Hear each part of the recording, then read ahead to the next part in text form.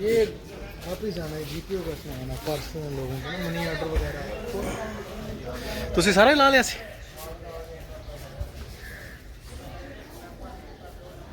Registration ਨਹੀਂ ਆਉਂਦੀ, check ਕਰ ਲਓ।